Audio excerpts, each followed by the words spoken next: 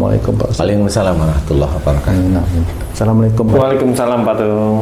Ustaz, jika seseorang itu mengalami sakit kepala, saya kadang-kadang pernah juga dikabarkan oleh teman itu sakit ini ku sakit kayak berat gitu Pak Ustaz di atas ini. Kadang-kadang dia cabut-cabutin gitu rambutnya Pak, cetot gitu. Tapi saya tanya, piye?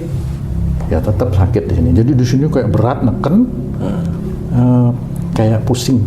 Itu kira-kira disebabkan apa ya Pak Ustaz? Ya, Bismillahirrahmanirrahim. Assalamualaikum warahmatullahi wabarakatuh. Waalaikumsalam warahmatullahi wabarakatuh. Amin ya rabbal alamin. Ya, pusing kepala di daerah situ ya, atas tengah itu. Kayak ubun. Nah itu, insya Allah itu kan proses dari berpikir awalnya. Proses berpikir. Ya, jadi berpikir itu di sini, kemudian depan. Mulai dia memikirkan, melamunkan dikit dia di sini, tapi masih proses berpikir. Ya. Nah, nanti yang di sini ini, pusing yang di sini, itu adalah pusing yang dia hanya melamunkan, nggak mikir, nggak mencari solusi, tapi hanya mikir biasa aja, yang nggak cari solusi. Nah, kalau di daerah depan ini masih mencoba cari solusi. Dia di situ. Jadi kalau mikir di atas itu relatif malah melamunkan yang dia pikirkan gitu. Melamunkan yang dia pikirkan sebenarnya. Jadi kayak umpamanya saya punya istri nih. Siap. Istri saya senangannya ngeluyur, main, dharma wisata, plesir, piknik dan sebagainya nih. Suatu ketika nih, saya kan mikir ini yang dikerjain istri saya kok kayaknya kurang manfaat ya kan gitu nih. Nah, kayaknya kurang manfaat karena dia begini. Tapi mikirnya lagi, nanti kalau aku ngomong ini ngambek nih istri saya. Nah, kan ketemu itu mikir di sini nih. Ya, nah, biasanya terus gimana ya caranya ngomong? Ah, itu di sini.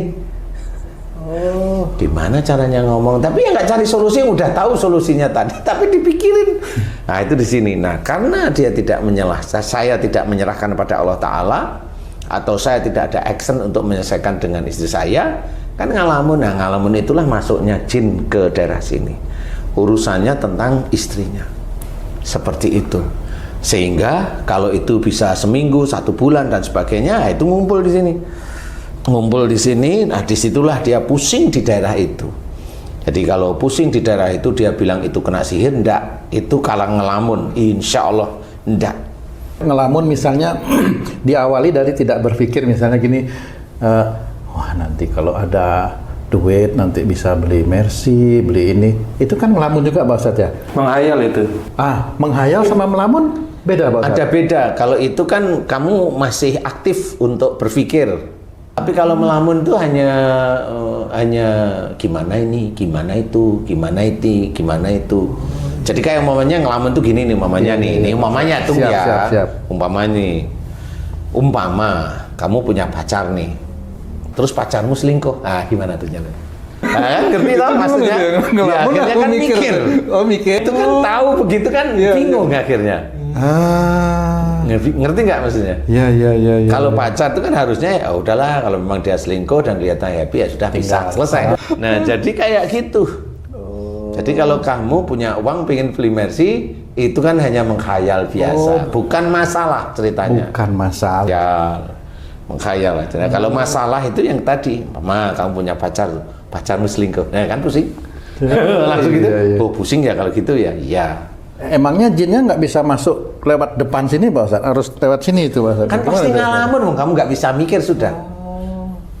Berarti kalau orang yang stay terus berpikir aja, jin nggak masuk ya Pak Ustadz ya? Lah mikirnya gimana coba? Emang kamu mikir memang mau berapa jam kamu mikir itu? Misalnya gini nih Pak Ustadz, misalnya gini ya, ini contoh aja nih, contoh. Temen saya, ya, saya juga nggak apa-apa, bukan tadi saya juga umpama saya.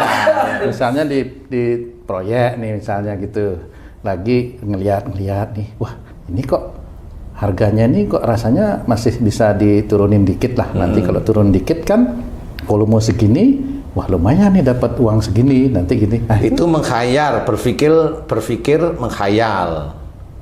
Menghayalnya di mana? Ya di sini aja. Oh, tetap di sini ya? Iya.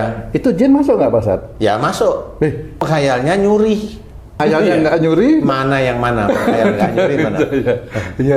Menghayal yang baik tuh yang hitung-hitungan bangun rumah. Itu kan baik. Iya, menghayal tapi positif. Oh, karena ada panduan benernya Ya, gitu, ada gambar benernya, gitu. ya jelas. Oh, Jadi pikiran itu gitu. tidak kemana-mana. Masih mencoba mencari gimana caranya bikin kamar mandi itu dimasukin nyaman. Nah, itu kan itu ya, menghayal tapi positif. Positif. Ya, dimana rumah itu masuk itu enak. Nah, itu ya, menghayal positif. Oh, iya. Yang saya ceritakan itu masalah sebenarnya. Jadi Masalah. iya masalah. Umpamanya masalah kamu awalnya kapro diturunkan jadi deputi umpamanya. Nah, itu kan masalah buat kamu. Iya. Nah, kamu pasti pusing di sini. Karena di sini nggak dapet. Lah udah diturunin kan nggak bisa mikir jadinya. Waktu itu enggak pusing, keliangan Pak Ustaz. Iya, sama kan gitu. Allahu Akbar. Iya, benar. Sama, keliangan Oh, itu, gitu. keliangan itu adalah sebenarnya pusing yang menuju ke arah agak berat. Keliangan ya, Iya, berarti hubungannya dengan telinga dan mata. Nah, berarti pusing sampai keliangan itu berarti tipemu mata sama telinga ada yang tidak beres. Telinga itu orang ngomong baik itu kamu nggak wiraukan. Kemudian kalau nggak cocok marah, itu telinga. Kemudian mata, kamu melihat sesuatu kalau nggak cocok ya marah. Kalau kamu seneng ngejar, nah itu mata. Jadi pada saat kamu ada beban di situ, ya kamu keliangan langsung.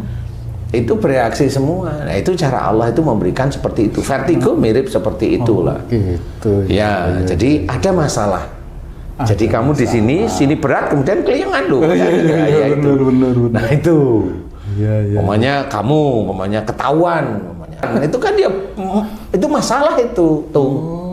Maksudnya ketahuan nyuri. Betul, Bukan betul. ketahuan Apa-apa. apa Ini gitu. umpama ya Pak. Umpama ini hanya umpama aja. Nah itu kan kamu ini masalah nih gitu. Oh, jadi masalah yang difikirkan. Difikirkan ya itu masalah. Dan itu kan nggak ketemu jalan solusinya sebenarnya. Oh, Kalau dia ketemu ketahuan nyuri ya solusinya masuk penjara KPK gitu. Itu solusinya sudah. Iya. Kalau umpamanya orang itu selingkuh ketahuan istrinya ya solusinya ya istrinya maafin apa enggak gitu aja. iya. Istrinya diemin sebulan 2 bulan, nah ini kan masalah sama aja. Benar. Yang umpamanya orangnya yang selingkuh deg-degan, istrinya mau mutusin atau bagaimana itu kan urusan, tapi kan belum selesai. Nah, itu masalah. Jadi pusing di daerah sini adalah ada masalah yang dia tidak bisa pecahkan dari sesuatu yang dia pikirkan. Jadi bukan karena punya uang pengen Messi, punya uang pengen ya, bilang itu kan mikir gitu. Ya. Ada keinginan lah istilahnya. Itu masih belum ini. Tapi kalau masalah ya seperti itu. Umpamanya seseorang punya pacarnya selingkuh gimana ya? Padahal cinta mati umpamanya. Kecuali kalau ada seseorang udah gedek sama istrinya lah, istrinya selingkuh malah monggo gitu. Mau kapan ke pengadilan agama saya Kayaknya itu turutin. enggak ada yang gitu kayaknya, Ji. Kok gampang banget itu. Karena udah gedek, udah bingung cari solusinya kan gitu. Pada saat istrinya itu selingkuh malah wah alhamdulillah sudah saya yang bayarin deh di pengadilan agama malah baik. Jarang-jarang. Saya punya pengalaman nih. Saya lagi berkunjung ke rumah teman, anaknya lagi skripsi, Ustaz. Itu di rambut bagian atasnya botak, Ustaz.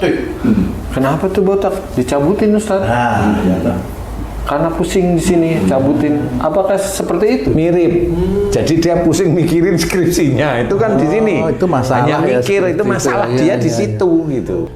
Itu. Jadi memang dari awal pikiran kan skripsi itu kan nggak bisa selesai 1 hari seminggu kan nggak bisa.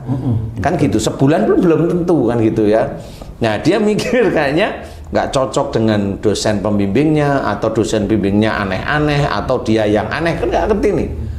Atau dia nggak mampu gitu. Ya atau dia yang nggak mampu intinya. Dia kan mikirin dia. Nah kalau mikirnya nggak ketemu kan ya di sini tadi pusing, kan dicetuk-cetuk gitu. Lama cetuk-cetuk ya bodol semua. Seperti itu. Itu mirip sebenarnya sih. Itu yang tadi saya ceritain. Nah dia nggak ngerti. Walaupun besok itu insya Allah tumbuh lagi, tapi bukan begitu caranya. Ya kayaknya kalau itu diminumin obat ya nggak bisa. Obat penenang baru dia agak lerem. Atau painkiller mamanya ya baru bisa. Normal lagi, pusing lagi karena ada makhluk di sini.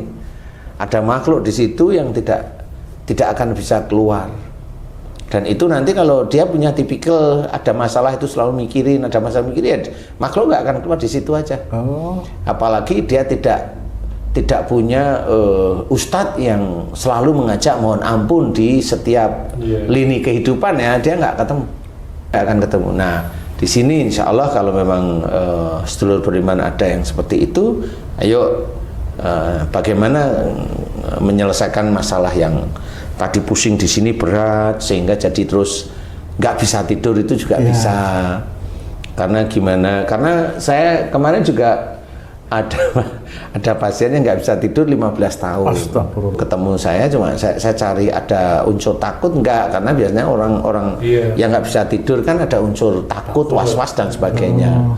Akhirnya dia cerita ketemu bahwa gara-garanya insya Allah gara-garanya mertuanya itu waktu itu main ke tempat rumah dia yang baru, kemudian bilang sama dia, nah itu kok di belakang itu ada siapa itu yang ngelambe-ngelambein tangannya ke aku.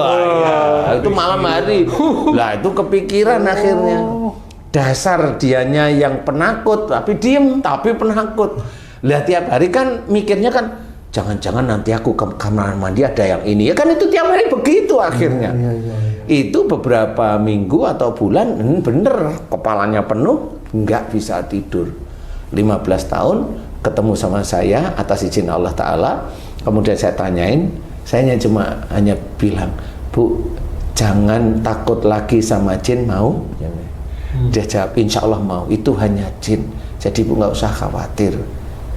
Mau? Insya Allah mau, kita hanya takut sama satu Allah aja. Mau? Mau Ustaz. Ikhlas lillahi ta'ala, ikhlas lillahi ta'ala. Amin. Saya tanya, gimana pusingnya sekarang? Oh, mulai hilang Ustaz, selesai sudah.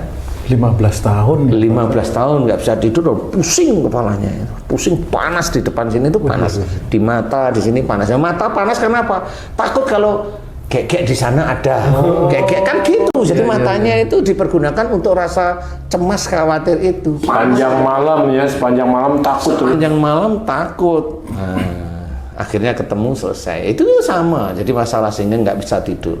Jadi kalau itu dibiasakan, mamanya ya dia bisa skizo, nggak bisa tidur, akhirnya juga skizo. Atau kalau dia itu ketakutan berlebih atau bagaimana yang berlebih, akhirnya ada suara di sini. Itu sudah mengarah. Ya, mudah-mudahan ini bisa menjadi gambaran bahwa kalau ada masalah, mohon ampunlah pada Allah Ta'ala kalau kita hamba Allah yang memang belum mampu menyelesaikan satu. Kalau bisa belajar bagaimana jangan sampai masalah yang berat itu ada di kita. Karena saya pun kalau berdoa takut saya itu jadikan saya orang yang sabar, karena pasti masalah itu besar. Oh gitu, malah diuji terus. Diuji dengan masalah-masalah besar kalau kita mintanya itu ingin sabar. Jadi mohon dimudahkan. Kenapa saya mengajarkan mohon dimudahkanlah masalah atau urusan dunia dan akhirat itu oleh Allah Ta'ala, agar kita mengerjakan kehidupan dunia jadi mudah, mengerjakan akhiratnya juga mudah. Kalaupun ada ujian, ya Allah memudahkan selesai dengan baik. Ya seperti itu. Jadi kita harus belajar, jangan menyongsong masalah. Iya, belajar aja kan gitu ya. Satu lagi nih Pak Ustadz mau tanya, kalau sakit di sini awal, terus akhirnya tembus kanan kiri pelipis nih Pak Ustadz. Itu karena apa? Melamunkan kalau itu istri saya Pak Ustadz. Iya, kalau itu bisa aja diawali dari melihat dulu. Jadi sakit di kiri kanan ini, ini pelipis ini pasti diawali dari mata dulu. Mata dulu melihat atau telinga mendengar, kemudian dipikirin cocok atau nggak cocok. Kemudian kalau di sini sudah kenceng, berarti ada emosi. Insya Allah ada emosi, ada marah di situ. Tapi diem. Di dalam berpikir itu sudah ada marah. Tapi diem. Nah, kemudian kalau di sini juga berat, nah sama ada yang dilamunkan di masalah-masalah tertentu atau sehari-hari. Jadi itu memang hanya pikiran secara psikologis biasa saja. tetapi bisa aja memang istrimu nggak bisa menyelesaikan dia. Iya, betul Pak Ustadz. Seperti itu, istrimu nggak bisa menyelesaikan, apalagi kamu kan gitu. Ya. Karena masalah yang dipikirin istrimu itu tuh, ya kamu kali ya. Nggak ngomong juga Pak Ustadz. Lah, ya diajak ngomong lah. Oh, istri kan punya mulut, jadi diajak ngomong lah. Tapi kadang-kadang kalau diajak ngomong malah balik itu. Gimana? Balik gimana? Ya kau kalau diajak ngomong kaku, malah nyalain saya gitu. Loh, bukan nyalain, itu bener malah. Lain kamu gimana lo? Kamu itu jangan merasa benar. Kok nyalain saya lo? Itu malah bener istrimu ngomong gitu itu. Kalau istrimu itu ngomong, kok kamu jadi baikan? Nah itu sih salah itu malah.